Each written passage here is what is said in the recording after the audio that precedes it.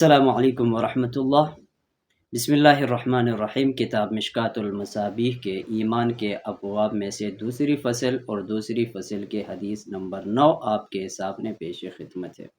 وعن انس رضی اللہ تعالی عنہ قال، حضرت انس رضی اللہ تعالیٰ عنہ سے روایت ہے کہ فرماتے ہیں قلما خطبنا رسول اللہ صلی اللہ علیہ وسلم، ہمارے سامنے رسول اللہ صلی اللہ علیہ وسلم نے شاذ و نادر یعنی قلما کبھی کبھار کوئی خطبہ ایسا دیا ہوگا، قال لا ایمان لمن لا امانت لہ، جس میں یہ نہ فرمایا ہو کہ جس شخص میں امانت نہیں، لا امانت لہ یعنی اس کا ایمان بھی نہیں، لمن لا عہد لہ اور جس میں وفائے عہد نہیں، اس کا دین بھی کچھ نہیں۔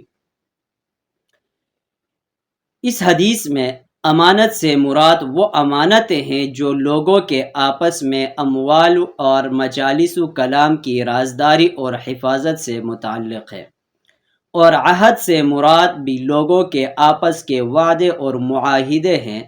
یہ حدیث تجدید یعنی سخت مضبوط اس لیے یعنی ایمان کی کمال ایمان کی اس کے اندر نفی کی گئی ہے۔ وہ شخص کامل مسلمان نہیں جو لوگوں کی امانتوں میں خیانت کرتا ہے۔ اگر ہم اس حدیث میں امانت اور عہد سے مراد تکالیف شرعیہ لیں، جس کی طرف آیات نشاندہی کرتا ہے کہ اِنَّا عَرَضْنَا الْأَمَانَةَ عَلَى السَّمَاوَاتِ وَالْأَرْضِ میں اشارہ کیا گیا ہے۔ اگر امانت سے یہ مراد ہو اور عہد سے عالم ارواح کا وعدہ ہو کہ الست بربکم قالوا بلا، تو پھر ایمان کی نفی میں کوئی اشکال نہیں بنتا، کیونکہ وہ تو پورا دین ہے۔ تو اس قسم کی امانت اور عہد اگر کسی شخص میں نہیں ہے تو اس میں ایمان بھی نہیں ہے، تو اس میں اصل ایمان کی نفی کی گئی ہے۔